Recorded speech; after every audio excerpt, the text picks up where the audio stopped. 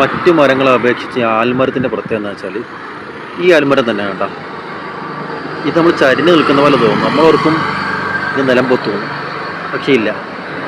ബാക്കി മരങ്ങൾ ആകാശത്തേക്ക് മുകളിലേക്ക് സൂര്യൻ്റെ ദിശയെ സഞ്ചരിക്കുമ്പോൾ ആൽമരം വേർട്ടേക്കിൽ സഞ്ചരിക്കും. രണ്ട് വശത്തേക്കും ആൽമരം വളരും. വളർന്ന് വളർന്ന് വളർന്ന് ഒരു ഏക്കറോളം കവർ ചെയ്യുന്ന വലിയ ആൽമരങ്ങളുണ്ട്. കൊൽക്കട്ടയിലുണ്ട് ഈ ലോകത്തിലെ ഏറ്റവും വലിയ ആൽമരം. അപ്പോൾ നമ്മളോർക്കും ഈ ചില്ല താങ്ങില്ല താഴെ വീഴുന്നതായിരിക്കും. പക്ഷേ ആൽമരത്തിൻ്റെ പ്രത്യേകത എന്ന് വെച്ചാൽ അതിന് സ്വയം താങ്ങ് അത് കൊടുക്കും. ഇത് കണ്ടോ, താഴോട്ടൊരു ചില്ല വളരുന്നുണ്ടോ? ഈ താഴോട്ട് വളരുന്ന ചില്ല ഭൂമിയിൽ മുട്ടി ഭൂമിക്കടിയിലോട്ട് ഇറങ്ങി അത് മറ്റൊരു കാണ്ഡമായി മാറും. സ്റ്റെം, പ്രധാന തടി പോലെ ഈ ചരിഞ്ഞ് നിൽക്കുന്ന ശിഖരങ്ങൾക്ക് താങ്ങ് കൊടുക്കും.